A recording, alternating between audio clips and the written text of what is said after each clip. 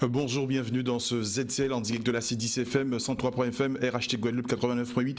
Merci de votre fidélité. On se retrouve pour un nouveau numéro du ZCL. Au sommaire de cette édition de ce ZCL de ce vendredi 26 janvier 2018, on fera le point avec Madame Tyrolien qui fait partie d'une association du logement social en Guadeloupe. On verra avec elle le plan d'urgence qu'a mis en place le conseil départemental. Elle sera en début d'édition avec nous. Et puis on fera le point aussi avec Monsieur Grégoire Dumel, le directeur de l'Office du tourisme de Saint-Martin.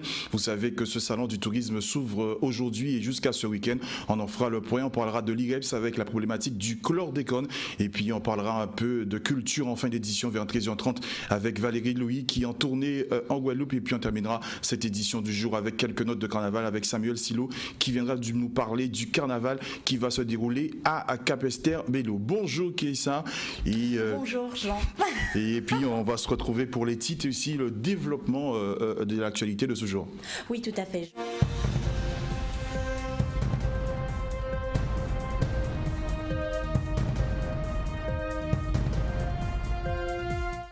Et nous ouvrirons le journal d'aujourd'hui avec une bonne nouvelle. C'est la fin de la grève CFA Jean-Beloc de Saint-Claude. Le personnel du CFA Jean-Beloc qui s'était mobilisé depuis lundi 15 janvier 2018 a fini par obtenir satisfaction sur l'un des points principaux de leurs revendications.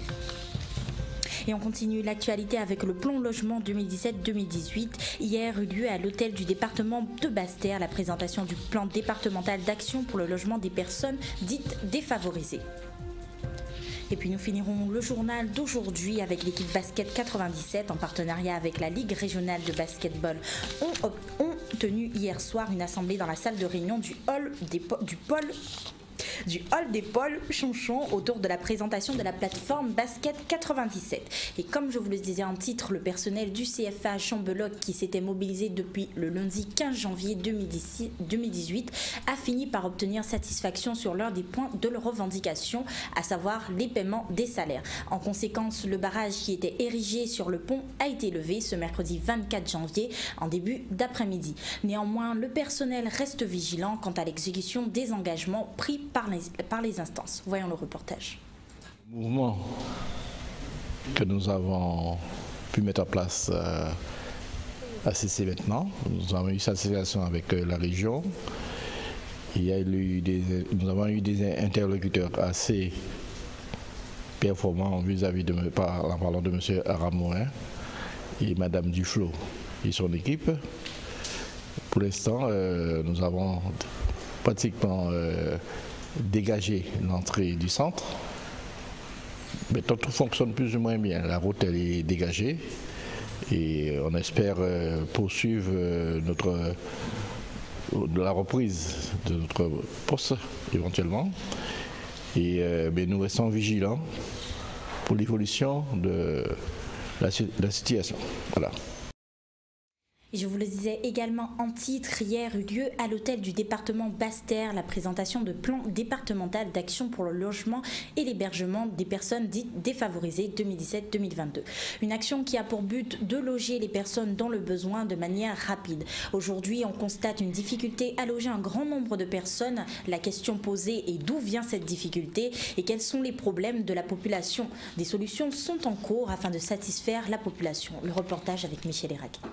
C'est un comité qui va se réunir entre les services de l'État et les services du département, mais également les services des communes, de telle sorte dès que nous aurions des signalements pour pouvoir mettre en œuvre les différents dispositifs qui se trouvent dans les différents plans départementaux d'insertion, mais également de ce qui concerne le dispositif général, parce que nous avons également la CAF, la CGSS qui est partenaire de ce dispositif, mais également les bailleurs sociaux.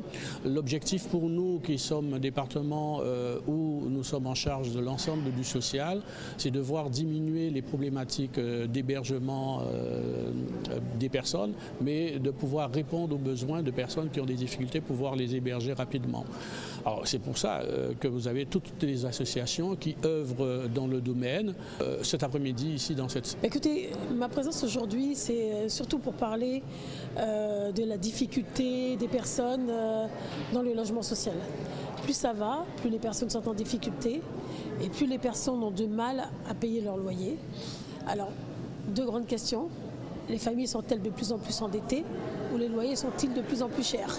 C'est deux grandes questions que nous, et que je me pose en tant que directrice de la GLS. Alors je pense que pour tout vous dire, il y a un peu des deux. Je pense que les familles sont de plus en plus endettées. C'est vrai que la problématique aujourd'hui, c'est que non seulement il y a le chômage, il y a l'endettement locatif, il y a l'endettement tout court. Et du coup, on a de plus en plus de mal à maintenir les familles dans leur logement. Effectivement, il y a un certain nombre de personnes dites défavorisées qui ont besoin d'être logés ou hébergés.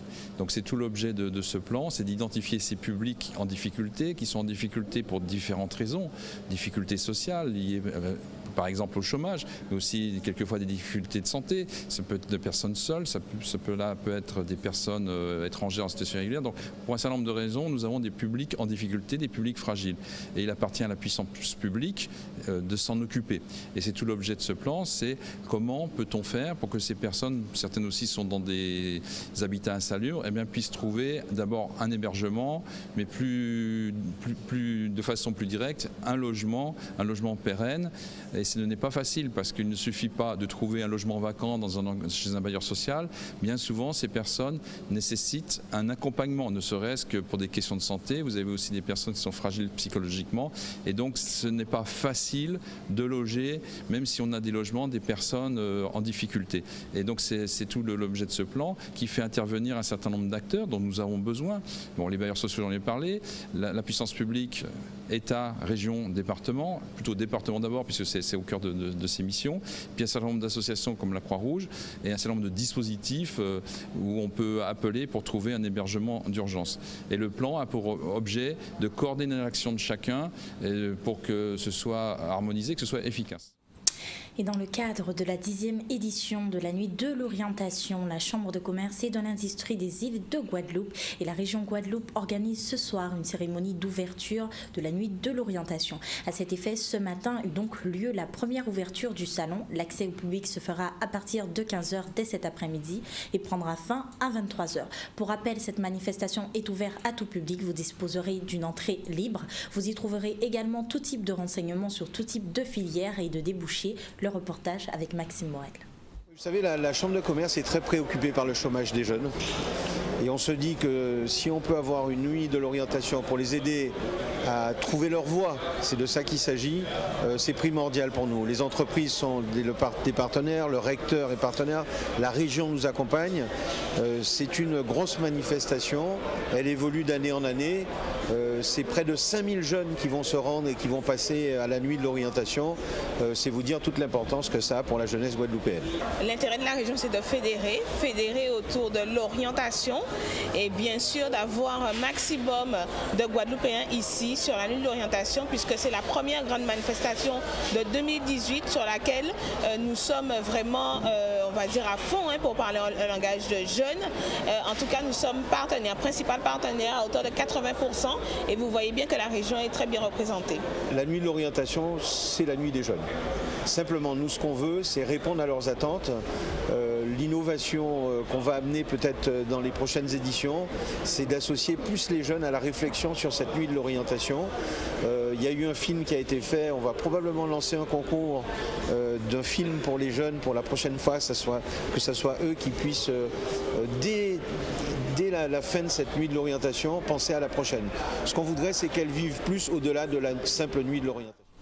Je vous le disais également en titre, hier soir, l'équipe Basket 97, en partenariat avec la Ligue régionale de basketball, ont tenu une assemblée dans la salle de réunion du hall des Paul Chonchon autour de la présentation de la plateforme Basket 97.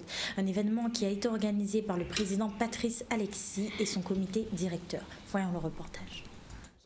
Au niveau de la Fédé, la saison 2018-2019, la Fédé a demandé déjà à tous les ligues et comités de France de Navarre qu'on devienne club 2.0. Fort de ça, encore une fois, la Ligue de basket a un coin d'avant. Nous sommes déjà prêts à préparer la venue de cette club 2.0. Et par la création de ce module basket 971, mais qui n'est pas seulement dédié seulement à la Guadeloupe, c'est un basket 901 qui sera dédié à Guadeloupe, Martinique, Guyane. Comme je suis le responsable de la zone Guimarois, je préfère travailler en coordination avec les 3 départements. Alors déjà, l'important c'est déjà la visibilité du club, la traçabilité des jeunes Guadeloupéens qui jouent de l'extérieur, et chaque club va recevoir un compte ce soir et ils auront l'accès pour avoir leur site personnel. Chaque club a un site créé par les responsables de basket 97. Mais aussi, on va avoir les résultats, les news, les renseignements sur le club, les news du club et les partenaires du club. Ça va permettre une visibilité des partenariats que le club possède. Vous savez, tout ce qu'on fait pour améliorer au niveau du basket, notamment sur les résultats, sur des recherches assez particulières. Aujourd'hui, avec toute la technologie, c'est toujours des choses, c'est une chose qui est très importante pour nous, pour les associations, afin de nous permettre justement de développer aussi tout ce qu'on fait et voir un petit peu le développement de notre association. Déjà, en regardant la taille des joueurs de Cholet qui sont arrivés, il faut savoir que ça va être un spectacle de taille, bien entendu. Et nous aussi, nous avons un joueur et des joueurs qui ont vraiment la qualité pour faire cette rencontre être un beau spectacle. Donc on fera tout afin d'avoir une belle fête après-midi et sur ce sol qui va nous permettre d'aller en qualification. Donc on est parti pour la gagne. On a toujours été confrontés à... Après chaque rencontre, on n'avait pas de résultats par rapport aux presses. La presse qui nous demandait les résultats après chaque rencontre. Donc on a eu l'idée de penser à faire une plateforme dont les OTM seraient chargés de mettre les résultats après chaque rencontre et que l'information puisse être disponible en temps réel pour tous les clubs et tous nos ultramarins. Elle sera disponible sur les smartphones. Il faut savoir qu'en 2018, la fédération a mis en place un système que tout doit être informatisé sur smartphone et tout. Donc à partir d'aujourd'hui, la Ligue a anticipé le projet et nous a contactés afin de mettre en place un système, de réfléchir à quelque chose pour pouvoir créer cette plateforme. Il est 12h43, passons au bref de l'actualité. Le Palais des Sports du Gosier a l'immense honneur de vous présenter pour la première fois en Guadeloupe le Salon caribéen du tourisme et des loisirs qui débutera dès aujourd'hui et prendra fin ce dimanche 28 janvier. L'entrée sera de 3 € pour les intéressés. Et on continue avec une brève sur l'escrime et comme nous vous l'avions annoncé en ce début de mois de janvier, l'hôpital de campagne du CHU dit l'escrime fera ses bagages dès lundi. Et on continue avec une brève au sujet de l'usurpation de l'identité d'Harry Chalus et de Christian Baptiste, le maire de Sainte-Anne. Et pour ceux qui sont actifs sur les réseaux sociaux, vous avez pu remarquer pour certains des actions étrangères menées sous l'usurpation d'identité de notre président de région Harry Chalus ainsi que Christian Baptiste, maire de la ville de Sainte-Anne. Les pirates procèdent à des demandes d'envoi de RIB, des pièces administratives, en échange de promesses d'embauche. Nous demandons donc à tous à cet effet de faire preuve de vigilance. Mais pour l'heure, il est 12h44. On continue avec M. Grégoire Durimel, l'interview tout de suite avec Jean. Oui, avec M. Grégoire Durimel, qui est président de l'Office du tourisme de Saint-Martin. Bonjour et merci d'avoir accepté l'invitation du ZCL. Le salon du tourisme qui a commencé ce matin et qui va se dérouler demain, qui va prendre fin dimanche. On a vu dans le sujet précédemment évoqué par Keïssa Zorbabel, on a envie de dire que Saint-Martin est invité. Alors, quel rôle, quelle place vous allez jouer dans ce salon? Alors, déjà bien, merci. Alors, je tiens à préciser que c'est Grégoire Dumel et que je suis responsable régional de l'Office de tourisme de Saint-Martin. Et c'est clair qu'on a voulu être présent parce que Saint-Martin, il y a 5 mois et demi, a justement eu un cyclone qui a été dévastateur pour nous. Et je crois que juste notre présence rassure la clientèle guadeloupéenne que Saint-Martin renaît avec peut-être un visage différent, mais qu'on a toujours le sourire et que la destination reste ouverte à la population de la Guadeloupe. Monsieur le responsable, quand vous l'avez évoqué, 5 mois après, on a vu le monde a vu les images dévastatrices de l'ouragan qui a dévasté Saint-Martin. On a envie de se dire comment l'île renaît, comment les choses est en train de s'arranger actuellement sur Saint-Martin. Justement, l'île renaît de ses cendres, l'île renaît petit à petit. Il faut savoir que nous sommes aujourd'hui au stade de reconstruction. Nous avons déjà passé la phase de nettoyage, de réparation.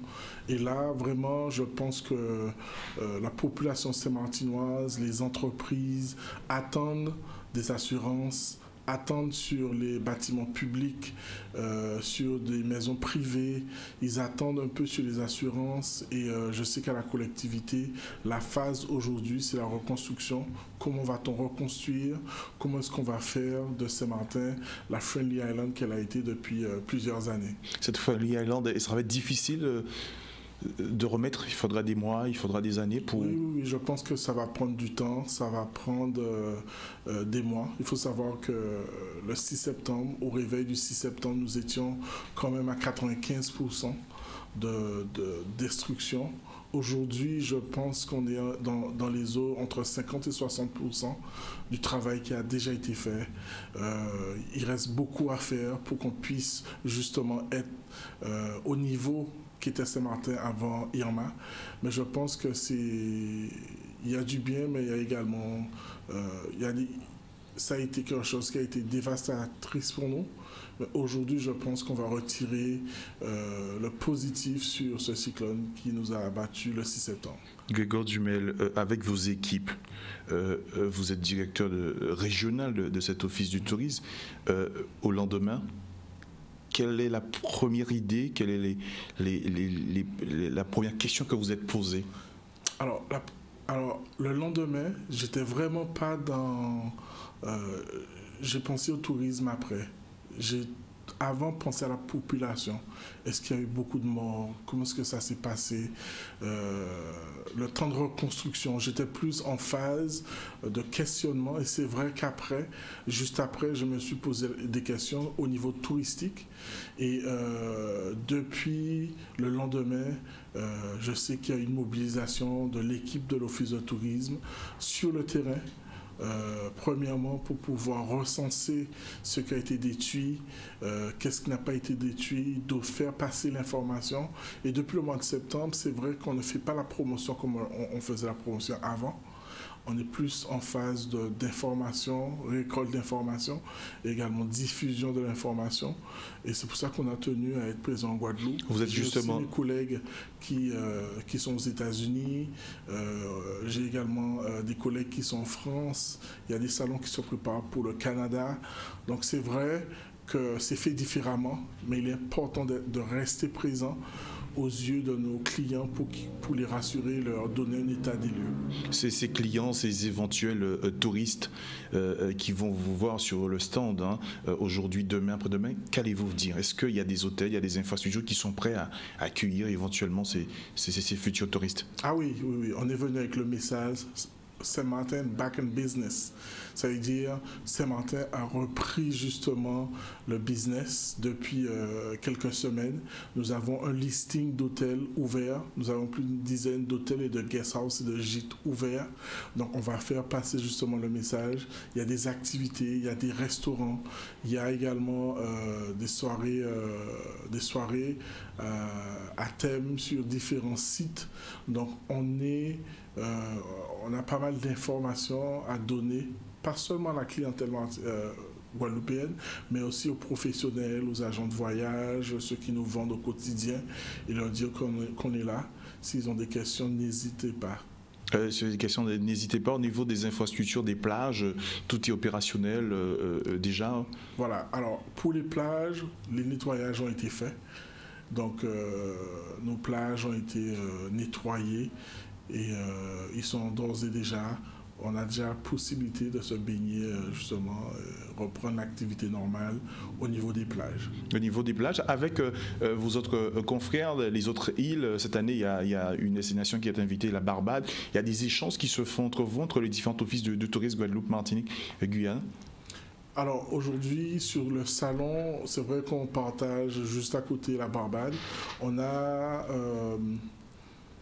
eu l'occasion de faire pas mal d'échanges, pas mal de communication, d'échanger surtout au niveau pour savoir comment est-ce que ça se passe. On est toujours friand d'informations, mais il faut savoir que toutes les destinations se ressemblent peut-être, mais toutes les destinations se vendent différemment et mettent en avant ce qui vraiment fait leur force. Ce qui fait leur force. On va bien sûr rester avec vous. Dans un instant, on va revenir avec vous. On va partir à Angoulême pour, bien sûr, avec la directrice de Cariboule, ce festival de Cariboule qui se prépare déjà en coulisses. On rappelle que l'édition 2017 avait été remportée par Yannel Nubré, qui avait 15 ans, qui avait remporté ce concours de bande dessinée.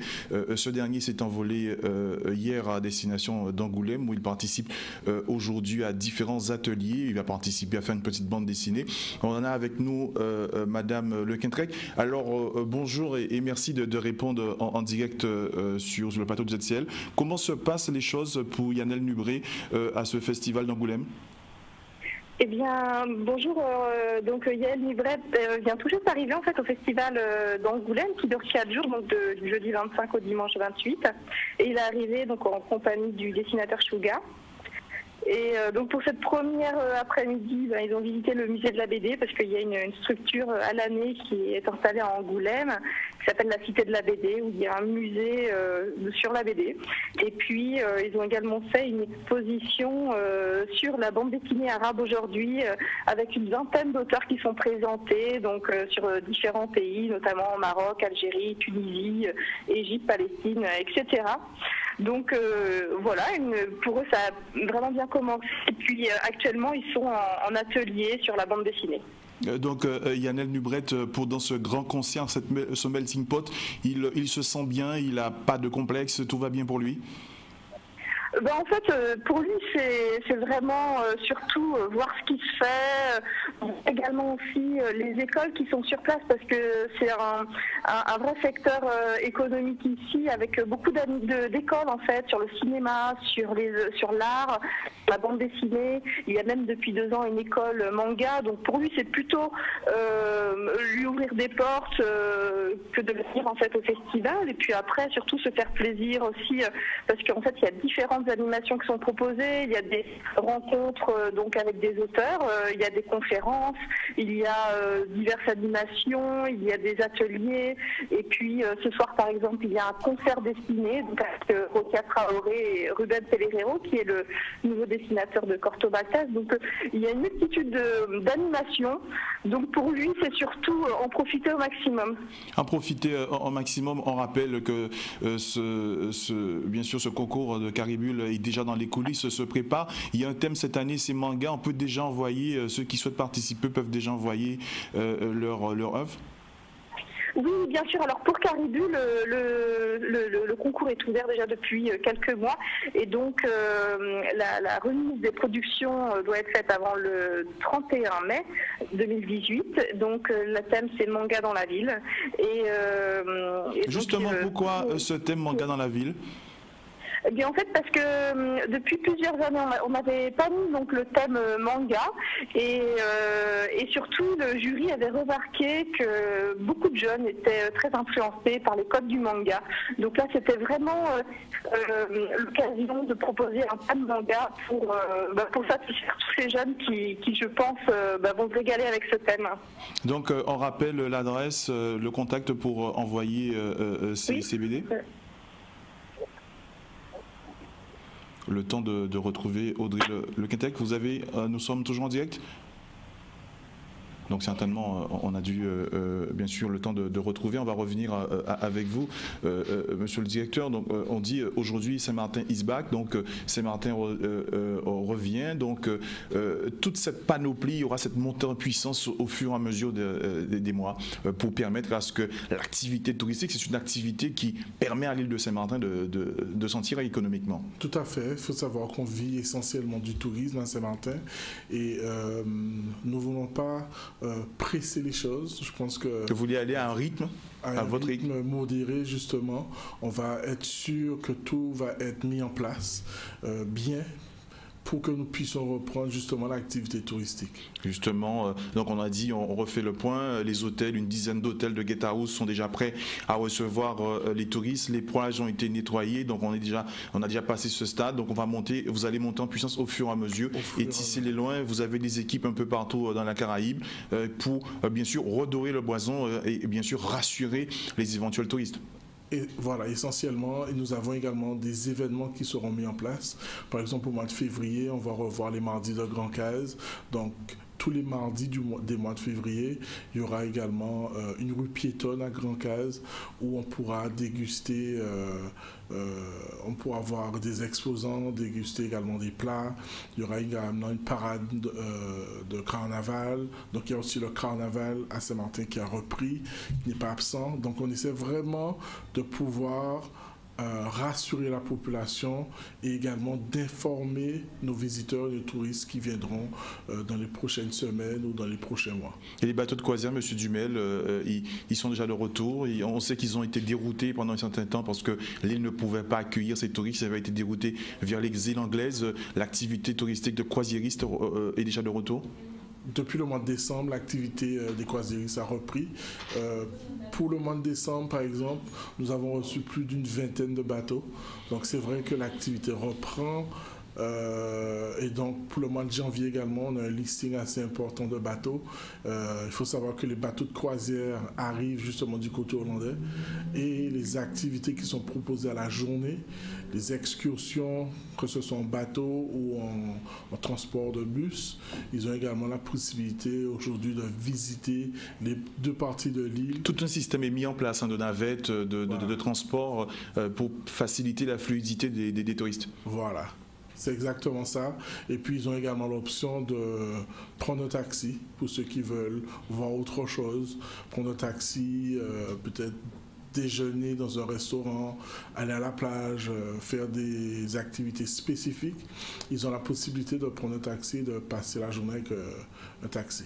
Ok, on vous remercie, Monsieur Grégoire Dumel. Vous êtes responsable régional de l'Office du tourisme de Saint-Martin. On rappelle que le mot d'ordre, vous allez monter en puissance au fur et à mesure et bien sûr pour que l'activité touristique puisse reprendre dans l'île. Ceux et celles qui souhaitent vous rencontrer peuvent vous rencontrer aujourd'hui, demain et dimanche au Salon du Tourisme. Un numéro de téléphone à rappeler si on veut rentrer en contact avec vous? Oui, alors si on veut rentrer en contact avec moi en Guadeloupe, c'est le 06 90 le 33 61 29.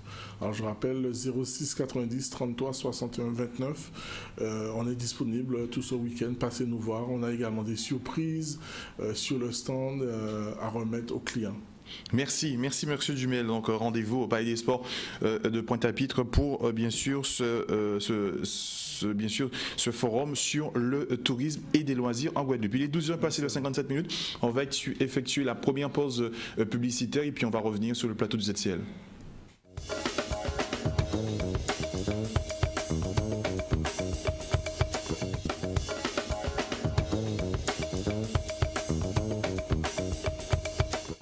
De retour sur le plateau du ZCL, il est 13h06. On va parler d'une problématique tout comme l'eau, la chlordécone qui en fait parler depuis quelques années, mais cette année on semble vouloir prendre le problème à bras le corps.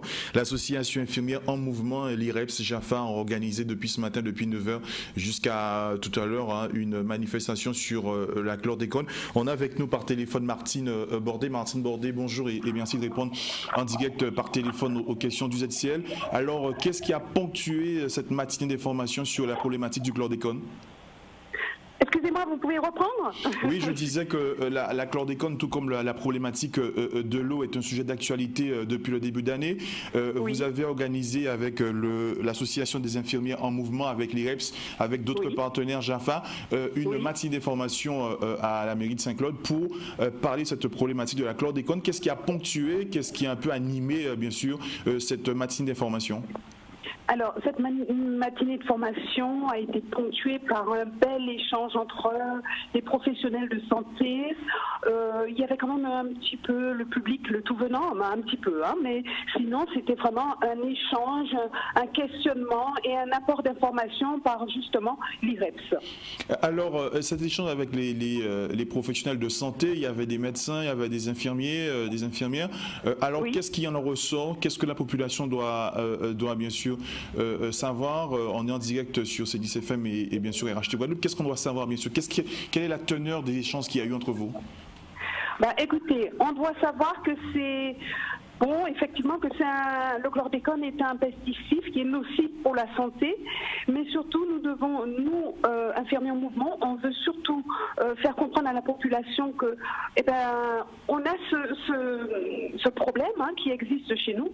Il va falloir qu'on adapte notre vie, et pour adapter cette vie, pour adapter une nouvelle, peut-être une autre forme de culture, il faut cette connaissance, et la connaissance, elle s'acquiert, il faut aller la chercher, et nous, infirmiers, nous, personnel soignant, nous avons trouvé important que ce soit nous d'abord qui allions chercher cette information chez des professionnels pour pouvoir après mieux la divulguer au niveau du tout venant. Donc mieux la divulguer au niveau du tout venant. Le lieu n'a pas été choisi, je pense par hasard, puisque bon, le Sud-Bastère, on sait qu'il y a des plantations de bananes, et selon les études JAFA, qu'il y a eu plusieurs sites qui sont vraiment atteints. Donc il faudrait revoir des habitudes, il faudrait revoir ce qu'on consomme, il faudrait éviter de planter. Il faudrait planter plutôt hors sol, trouver des modes de culture hors sol. Et nous, on a choisi, s'il faut revenir sur ce que vous venez de dire, on a choisi Saint-Claude parce que Saint-Claude fait partie des zones polluées, parce qu'on a aussi des cultures. Donc Saint-Claude, comme Basse-Terre, comme Baïf, comme Capesterre, toute cette zone-là fait partie des zones polluées. Donc on commence par Saint-Claude et on va continuer le combat, où on va continuer le chemin sur les autres sites. Voilà. Madame Bordet, avec votre partenaire JAFA, on sait que JAFA fait bien sûr une grande campagne de sensibilisation. Des actions seront menées sur l'ensemble des territoires impactés par la chlordécone? Oui, tout à fait. Oui.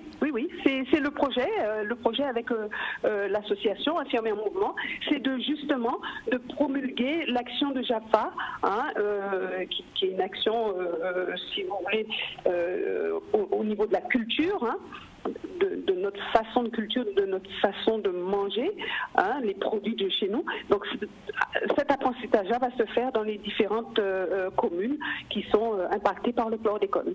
Madame Bordet, vous n'êtes pas sans savoir que cet après-midi, la secrétaire de préfecture va faire un point presse, bien sûr, pour informer sur le plan chlordécone. Vous allez rester attentif, bien sûr, Bien sûr, oui. Bien sûr, oui. Sans ça, c'est sûr. Merci Madame Bordet d'être intervenue en direct par téléphone dans ce ZCL. On va bien sûr rester en contact pour suivre l'évolution bien sûr des actions que vous allez mener vous en tant qu'association d'infirmiers en mouvement pour mieux répartir bien sûr l'information près de vos usagers, puis de vos patients et puis bien sûr suivre la problématique du chlordécone. Merci. C'est moi qui vous remercie.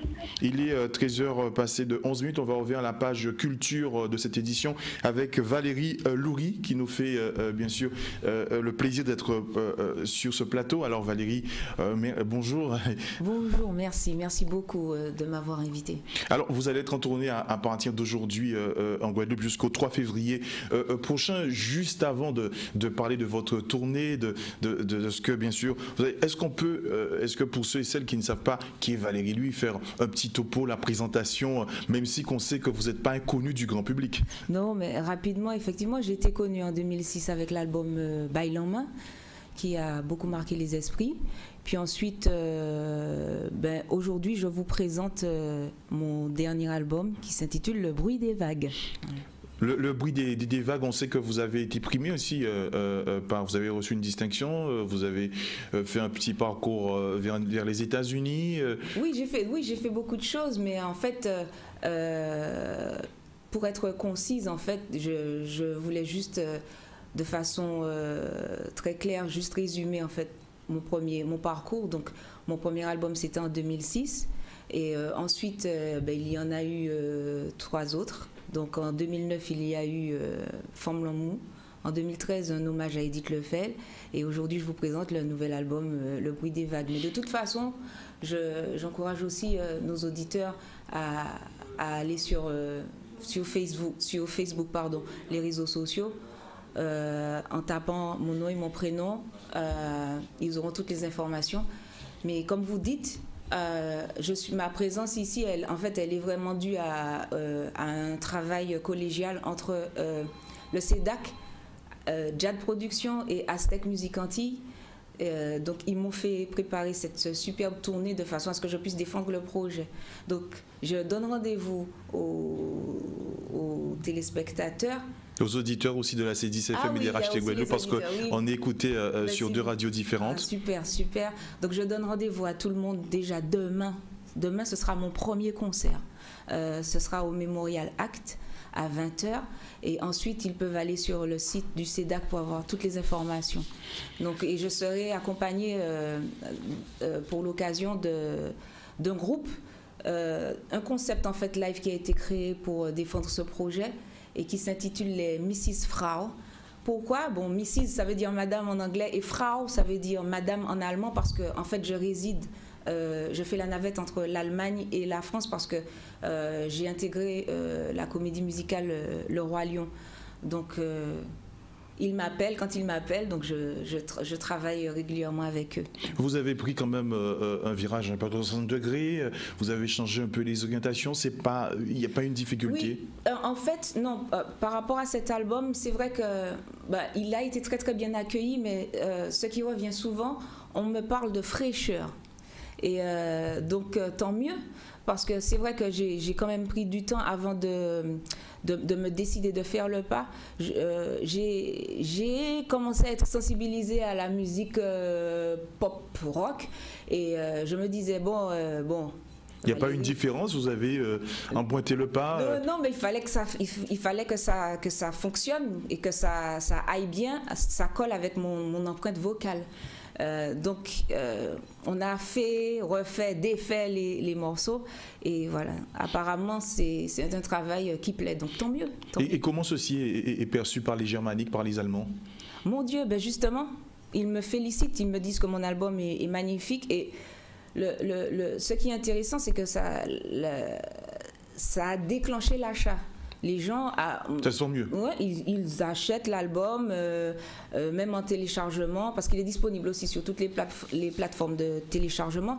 Donc ça me montre que il y a vraiment quelque chose c'est très encourageant. C'est très encourageant. Au niveau du CEDAC, quelle est cette forme de promotion, quel est l'élément vecteur qui souhaite véhiculer? Déjà, on qualifie la tournée de Pop Caribbean Tour. Et c'est vrai, je suis d'accord avec ce terme, puisque d'où ma présence ici, donc je pense que je peux me permettre de dire que j'incarne aussi cette musique de pop. Pourquoi? Parce qu'elle est populaire et efficace. Et puis caribéenne, parce que voilà, c'est ce que je suis. Ouais, vous êtes caribéenne. Vous revendiquez votre caribéenne. Je ne peux pas ne pas. Ça se voit, et aussi, je suis empreinte de ça. Donc sur l'album est vraiment ancré Antilles, parce que je suis antillaise, donc le ciment aussi avec le créole, mais vraiment on voyage. Donc pourquoi aussi le bruit des vagues? Parce que voilà, les vagues qui touchent le monde entier, toutes les rives du monde entier ont le même bruit. Ouais. Et en l'occurrence sur cet album, donc on ira en Afrique, on ira en Vous avez prévu une tournée un peu mondiale? Écoutez, ça commence justement, mais j'ai déjà les publics sont différents, les goûts vont être certainement différents. Ça va être la même attente en Afrique. En même temps, mais vous savez, c'est très intéressant votre question, mais on ne sait jamais à l'avance parce que par définition, on sait qu'on ne peut pas plaire à tout le monde, et tant mieux aussi. C'est ce qui fait un peu la diversité. Et oui, et puis il y a un public pour chacun. Donc vraiment là, je m'adresse à mon public, aux personnes qui me connaissent déjà, mais aussi aux personnes qui seront touchées par ce travail, qui vont me découvrir. Voilà, donc vous allez voyager avec cet album et vous allez aussi véhiculer les Antilles à travers. Vous allez partir. Oui, en général, on dit que je défends en fait je suis une vitrine, une ambassadrice de la musique martiniquaise, mais antillaise même par extension. Donc vous vous sentez investi par cette mission? Investi, vous savez, je fonctionne avec le cœur. Je suis en tout cas sincère dans ma démarche. Voilà. Sincère dans la démarche. Alors, la tournée africaine, ça va être plutôt vers les pays francophones ou en Amérique du Sud? Vous avez déjà des idées? Vous avez déjà des... La porte, elle est ouverte. Hein. Je ne suis allée pour le moment qu'au Congo-Brazzaville. Ça s'est très bien passé. Donc, mais l'équipe Aztec Music Antilles et Jad Production font un super travail. Et donc, les Antilles, ce n'est que le début, en fait. Valérie Lougui, on est en direct et là, c'est 10FM. Je sais que Jeff, passionné de musique, il doit bouillir pour vous poser cette question. Quand vous débarquez au Congo-Brazzaville, un immense pays, un immense territoire, vous êtes sensible à quoi? Est-ce qu'il y a des échanges même avec les Antillais? Est-ce que vous avez des échanges? Comment les Congolais ont perçu cet album? Écoutez, pour l'instant, il faudrait que j'y retourne pour vraiment le défendre, parce que j'étais venue pour proposer mon répertoire juste avant cet album. Mais au-delà de ça, je vous avoue que mon sentiment, il a été très fort, parce que j'ai eu l'impression de revenir... C'était la première fois que vous alliez en Afrique? Oui, voilà. Aux racines? Voilà, exactement. J'ai eu l'impression de revenir dans le ventre de ma mère, quoi. Vraiment, je me suis dit, ok, c'est de là que tout vient. Et oui, mes échanges se sont très, très bien passés. Et j'ai aussi été une découverte pour eux. Donc, tant mieux, ils ont beaucoup apprécié. Donc... Voilà. Pour revenir à cet album, le bruit des vagues, on retrouve combien de morceaux sur cet album? Il y a 11 titres. 11 titres, dont un que j'interprète en espagnol, parce que c'est un clin d'œil justement à ma tournée en Amérique latine. Vous y pensez déjà, vous avez anticipé? Non, on a mis en musique le poème d'un Vénézuélien, donc aussi un clin d'œil au Venezuela, parce que par rapport à tout ce qui se passe dans ce pays. Donc son pseudonyme c'est El Abuelo, mais son vrai nom c'est Alexis Cabezas. Et le poème s'intitule Piel de Onyx, mais la chanson sur l'album ce sera Negra. Alors vous pensez bien sûr cette tournée au Venezuela, pourquoi vouloir faire un morceau en espagnol sur le Venezuela? Non, comme je vous ai dit, c'est juste un clin d'œil à l'Amérique latine. Les choses se sont faites naturellement. On avait une vingtaine, même une quarantaine de titres que l'on a travaillés, et en fait, ensuite on a fait une sélection. Donc sur l'album, je parle de différents thèmes aussi. Donc bien sûr, je fais un hommage à mes parents, c'est ça qui revient souvent. Et je parle de la violence avec le titre AC. Et pour l'instant, le titre qu'on veut vraiment mettre en avant... Que vous voulez promotionner? Il s'intitule Merci pour ça, et c'est un hommage à mes parents. Merci maman et papa pour tout, parce que bien sûr les parents, personne n'est parfait, mais ils essaient ils font de leur mieux. Donc vous avez, pour vous, il était important de faire cet hommage peut-être à vos parents? Ben oui, tant qu'ils sont toujours en vie, j'ai la chance de les avoir tous les deux, donc vraiment, et du coup on profite vraiment les uns des autres. Ouais. Donc la tournée commence ce soir, le rendez-vous? La tournée commence demain. Demain à 20h au Mémorial Act. Et toutes les informations se trouvent sur le site du CEDAC. Et vous pouvez aussi, il y a un numéro de téléphone, le 0590 500 234. Et vous allez être en Guadeloupe jusqu'au 3 février, c'est ça? Et je suis en Guadeloupe jusqu'au 3 février. Donc ensuite, la semaine prochaine, nous serons à la salle Robert Loison, à l'Archipel, au centre culturel Gérard Loquel. au Centre culturel de Sonis et on termine à Marie-Galante, chez Henri. Donc vous faites à peu près une tournée pour que les Guadeloupéens, le public puisse vous allez faire une tournée assez large. Oui, j'espère vraiment réussir à entrer dans les foyers guadeloupéens, vraiment. Et on est 4 sur scène, donc à la batterie on a Nela Gia, à la basse on a Thérèse Henry et à la guitare Viona Nova. Donc c'est avec ce petit groupe que vous allez faire cette tournée? Oui, 4 femmes. 4 femmes, pourquoi pas la présence d'un homme dans ce groupe? Mais pourquoi pas aussi? La porte est ouverte? Bien sûr. Après la Guadeloupe, vous avez prévu des tournées en Martinique, en Guyane? Donc alors, en fait, on revient de la Martinique. On a commencé la tournée en Martinique, ça s'est très bien passé. Donc j'ai hâte, en fait. J'ai vraiment hâte de commencer à être sur scène et de partager, en fait, mon répertoire, parce que justement sur scène on va faire un va-et-vient entre mon ancien répertoire et vous allez faire une revue d'effectifs de exactement, vos différents... on a mûri, on s'est amusé en fait à arranger les morceaux de mon ancien répertoire, mais bien sûr Bailom sera là, mais il y aura beaucoup de surprises et vous allez passer un excellent... Vous voulez pas faire un petit acapella en espagnol? Pas d'acapella. Pas d'acapella. Vous allez vous pouvez avoir toutes les informations sur Internet. L'album, il est disponible sur toutes les plateformes de téléchargement. Et aussi, après le concert, je me ferai un plaisir de le dédicacer. Merci Valérie Lauride. C'est moi, merci beaucoup. D'être passé sur le plateau du ZCL. On rappelle, vous commencez cette tournée en Guadeloupe à partir de demain soir, ça va être au Mémorial Act. Et vous allez jusqu'au 3 février, vous allez terminer votre périple en Guadeloupe avec votre dernier concert à Marie-Galante chez Henri. Il est 13h passé de 23 minutes. On va passer à la deuxième page de publicité de ce grand mag. Et puis on va revenir avec notre prochain invité.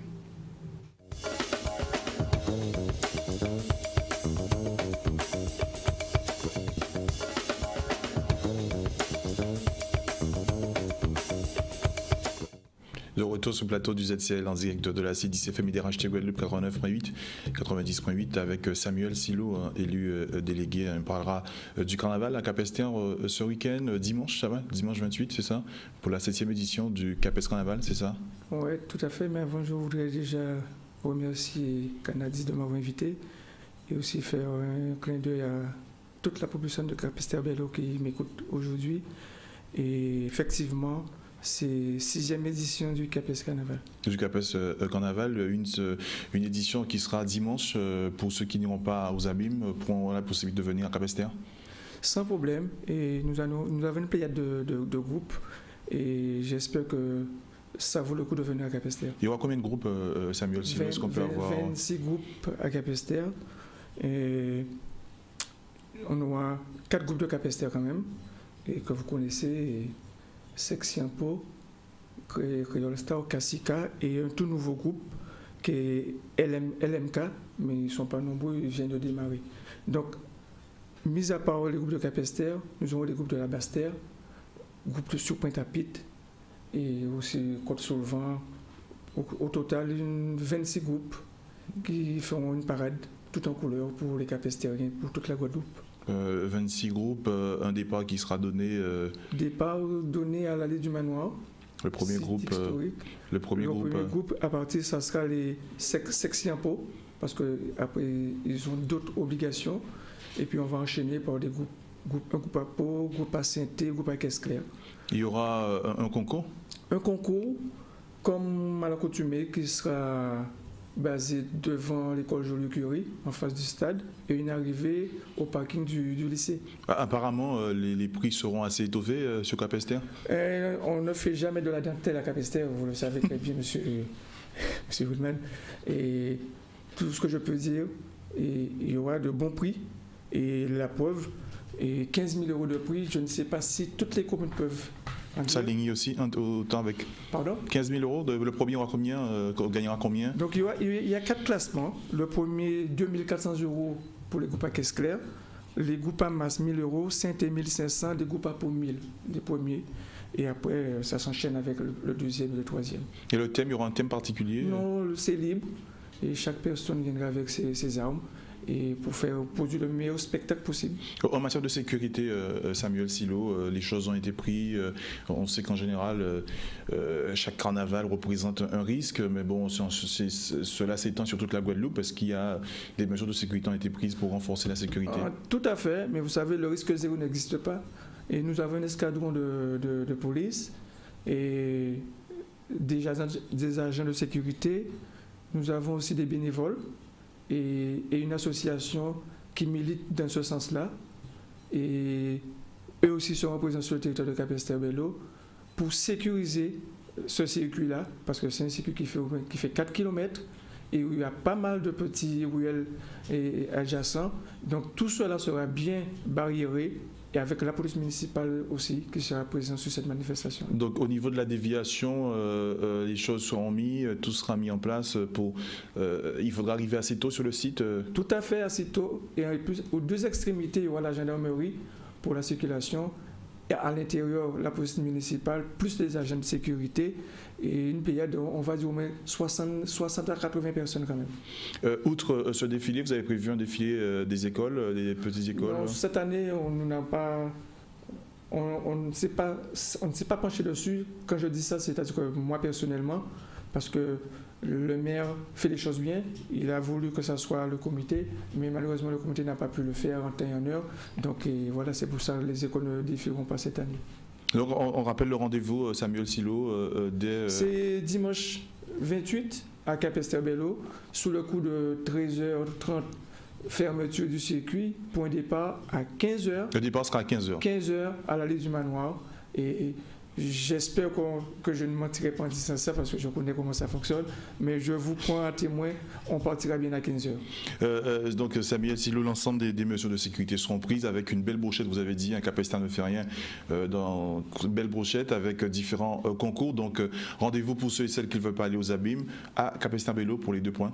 Et je voudrais juste rajouter que, effectivement, pour les Capestériens qui ne voudront pas y aller aux abîmes, ne seront pas déçus parce qu'à la fin, nous aurons Game All Star qui sera avec nous à Capesterre. Donc, je demande aux Capestériens de rester à Capesterre. Ils verront aussi tout le sud Bastien. Tout le sud Bastien. Toute la Guadeloupe. Tout à fait, tout à fait. Et puis, je pense que nous aurons un bon carnaval. Et je voudrais juste aussi saluer l'OMSC de Capesterre-Belle-Eau. Ils ont fait un beau travail.